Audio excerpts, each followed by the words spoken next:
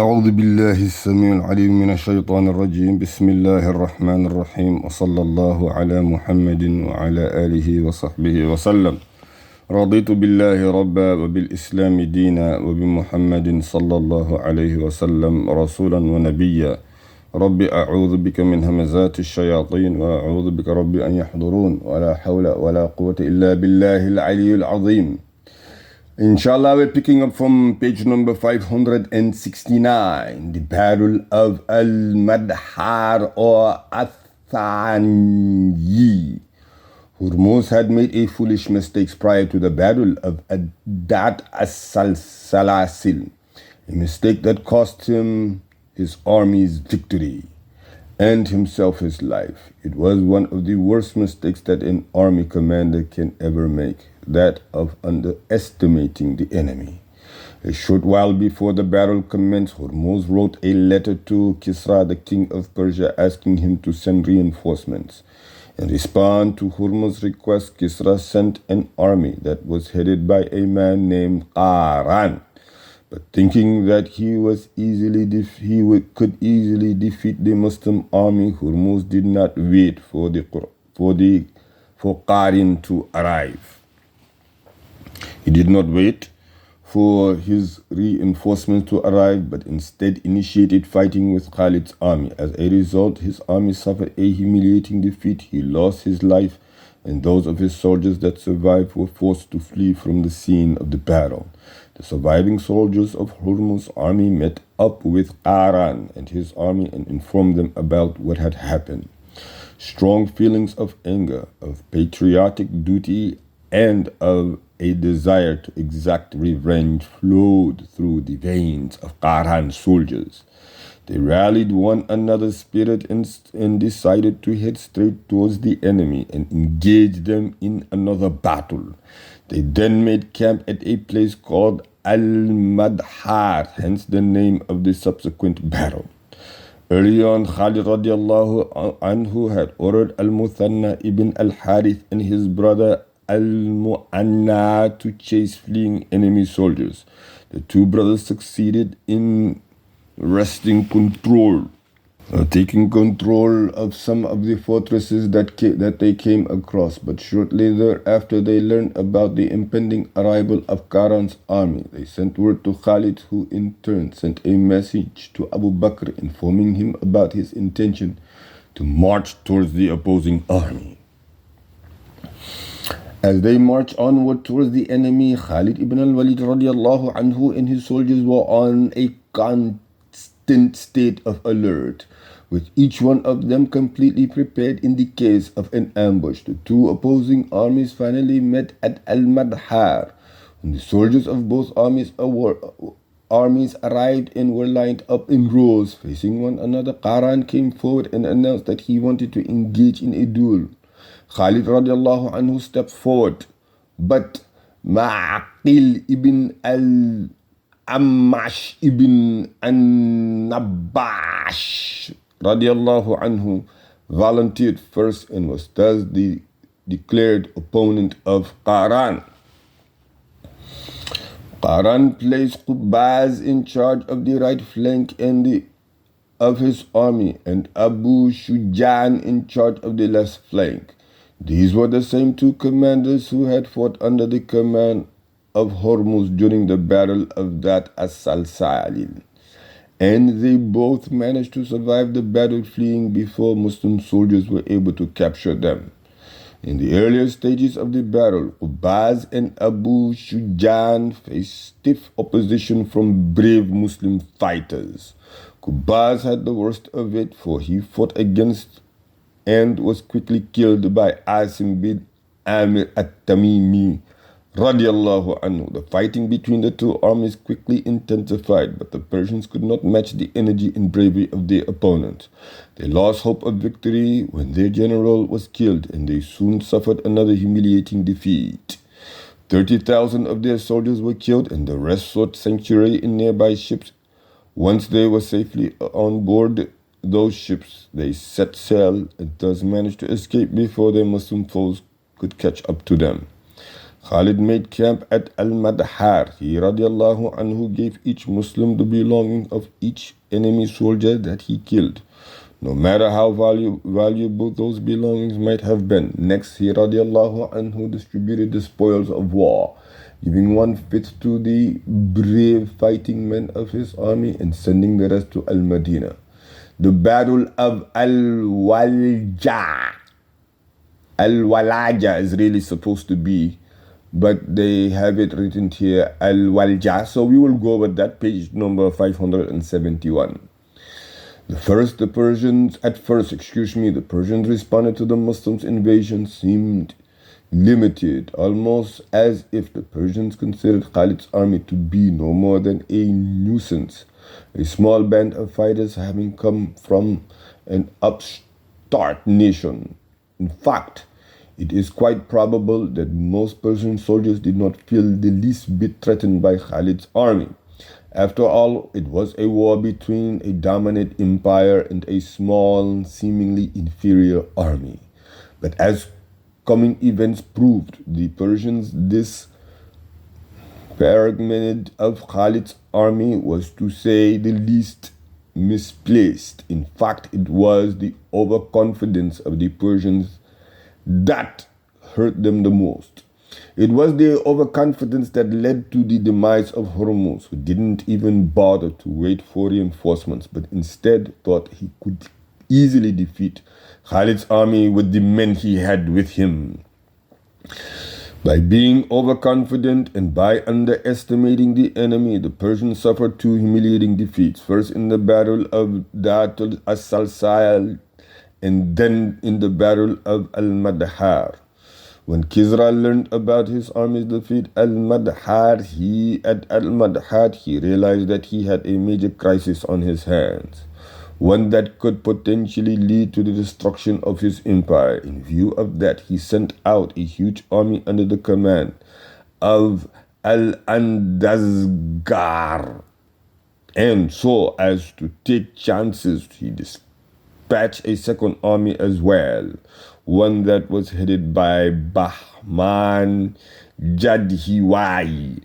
As for Azdangrijan's Jar, he marched from the capital city of the Persian Empire, Al-Madain, to Kisra, and then from Kisra, Al-Walaja.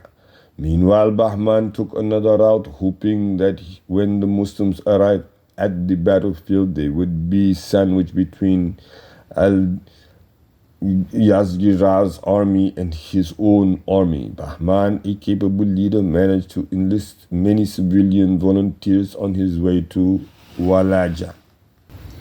When Al-Azdarjijan felt certain that his army was so large that it could not be defeated, he decided to begin marching towards Khalid's army. At that time, Khalid radiallahu was at Athani, a place that was situated near Al-Basra. And when Khalid radiallahu anhu was informed about Al-Andazgijah's arrival at Walaja, and when he learned about the size of his army, he decided that it would be best to attack the enemy from 3 directions, hoping that might help break up the enemy's huge army. Khalid's plan was brilliant, incorporated the element of surprise and giving the Muslims at least a fighting chance, provided they could succeed in breaking up his army. In order to protect the rear of his army, Khalid ibn al-Walid ordered Suhayd ibn Muqrin radiallahu anhu to stay behind at Al-Hudayr. Then he radiallahu anhu led the rest of his army towards Walaja. Having sent out advance scouts, Khalid found out that the battleground of Walaja consisted of a large area of land and that the land was even flat and therefore ideal for the plans that he had in mind. In executing his plan, Khalid broke up his army into 3 groups. One of them, which was the main division of his army, he would lead, and the other 2 would surprise the enemy by attacking them from the rear and 2 sides of the army. When the fighting began in earnest, Khalid and the men of his division met the enemy head-on. Meanwhile, the two other divisions of the Muslim army were hiding at a short distance from the battlefield.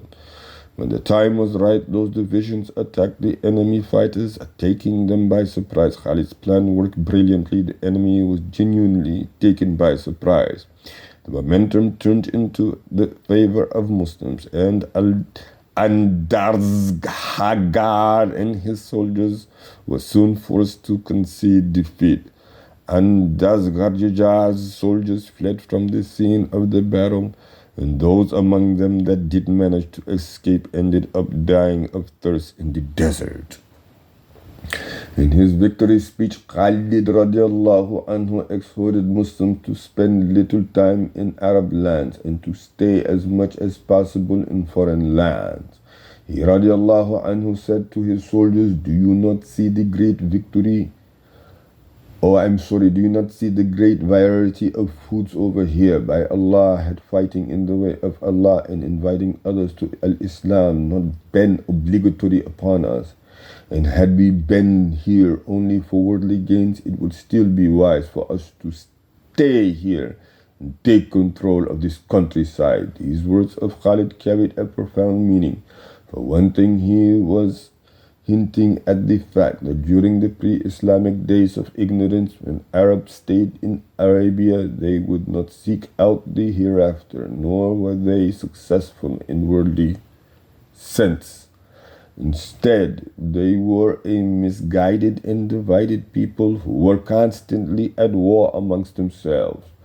Also, it was as if Khalid said, we are the seekers of the hereafter. Our goal is the loftiest of goals. In order to attain that goal, we invite others to Al-Islam and we fight in the way of Allah. But suppose we did not have that goal, the goal of raising the word of Allah above all else, and suppose we had no religious reason to fight, logic would still dictate that we fight here in order to improve our standard of living. It is important to understand that when Khalid radiallahu anhu said this, he was not likening the goal of gaining worldly things to the goal of raising the word of Allah subhanahu wa ta'ala above all else. Rather, he was simply presenting to his soldiers a hypothetical situation, so as to encourage them to stay and to continue fighting. So it was as if he radiallahu anhu said, if we would have fought them for worldly reasons under the other circumstances, why then should we not fight them for a religious reasons, for the aim of gaining the good pleasure of Allah subhanahu wa ta'ala? According to one narration, Khalid entered into a duel with a famous Persian soldier, one who, because of his skill, reputation on the battlefield, and past acts of bravery, was said to be equal worth to 1,000 men. But that as it may, Khalid quickly defeated and killed him. When the battle was over with, Khalid radiallahu anhu, as per his usual practice, divided the spoils into 5. 4 of those parts he distributed among his soldiers, and the last one he sent back to Abu Bakr as-Siddiq. Some children and female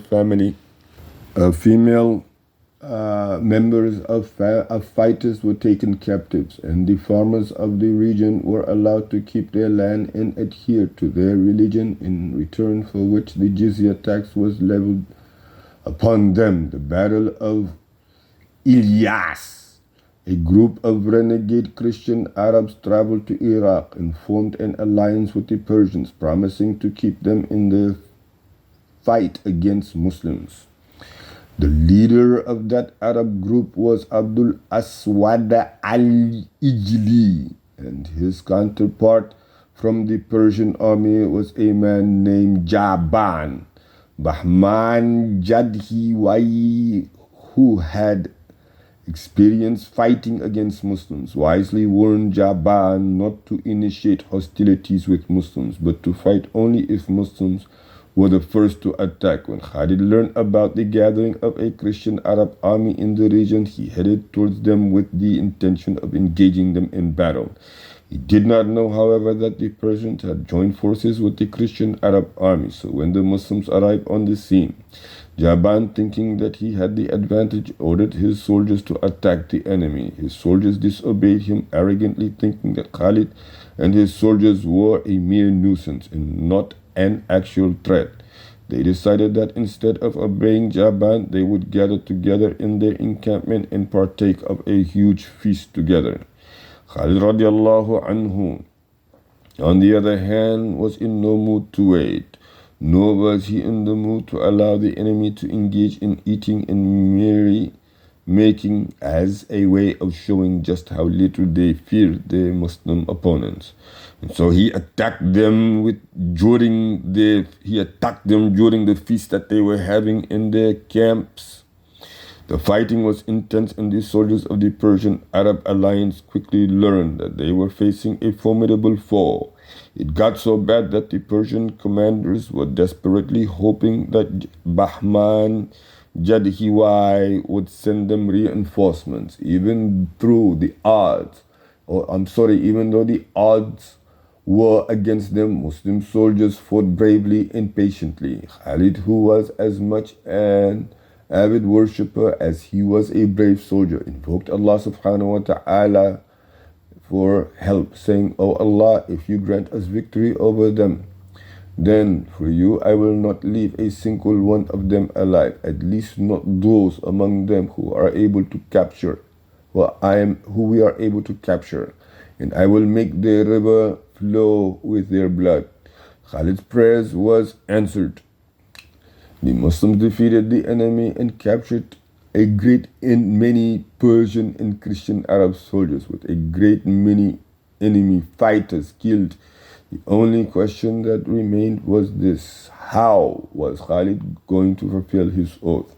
Al-Qaqa was the one who answered that question. He told Khalid that the blood of the enemy soldiers had not yet dried, and that there was a dam in the area, one that they should let loose so that his oath could be fulfilled. Khalid radiallahu anhu then ordered for the dam to be opened, after which water ran its natural course on the ground of the battlefield. The blood of fallen soldiers flowed with water, which is why the newly formed river took on the name the River of Blood. Once the battleground in particular, as well as the area in general, was secured, the Muslims entered the abandoned encampment of Jabian's army. What they saw upon entering was a huge feast, but no people, no merrymakers enjoying it. Khalid declared that the food was a part of the spoils and instructed his soldiers to share it among themselves. That night, it served as their dinner. The battle took place in an area called Ilyas, hence the naming of the battle. When there was nothing left to do in Ilyas, Khalid radiallahu anhu led his army towards Amgishia. The people of Amgishia, upon seeing Khalid's army, evacuated their city, leaving behind all of their wealth. So much wealth did they leave behind that when it was all gathered and divided among Khalid's soldiers, the share of each horseman was 1,500 dirhams.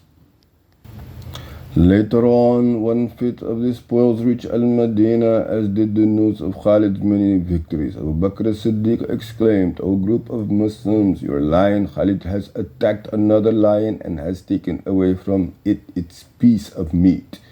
Indeed, women are now failing to give birth to the likes of Khalid ibn al-Walid radiallahu anhu," and quotes this saying, which was addressed to the inhabitants of Al-Madinah, spoke volumes about the level of respect Abu Bakr as-Siddiq radiallahu anhu had for Khalid ibn al-Walid, the overall general of his army. May Allah Ta'ala be pleased with Abu Bakr, Khalid, and all of the Prophet ﷺ's companions. Ameen. The man who brought back the news to Abu Bakr as-Siddiq, was Jundul. Jundul, who was a member of the Banu Ijlib tribe, was a skilled guide. having been very knowledgeable regarding the roads and pathways of Arabia and beyond. Upon arriving in Al-Madinah, Jundul informed Abu Bakr Siddiq radiallahu anhu about the conquest of Ilyas and about a number of other matters as well, such as the amount of spoils, the number of captives, and the men who, because of their bravery, were most responsible for victory. Abu Bakr Siddiq, being impressed by Jundul's demeanor, asked him his name. After Abu Jundul told him his name, Abu Bakr gave him a young woman from the female captives, as you know, as a young woman who soon gave birth to Jundul's child. Number 5, the conquest of Al-Hira, the satrap of Al-Hira. The word satrap refers to a provincial governor in ancient Persia. Heard about what happened at Al-Amgishiyah. Consequently, he feared, and he had every reason to do so, that Khalid would soon head in his direction. Therefore, in order to protect Al-Hira, he dispatched an army under the leadership of his son. Shortly thereafter, he too left Al-Hira with a group of soldiers. His son's mission was not to engage the enemy directly, but to deliver an indirect blow to them. He was to block the flow of the Euphrates River in order to run aground ships that were carrying Muslim soldiers.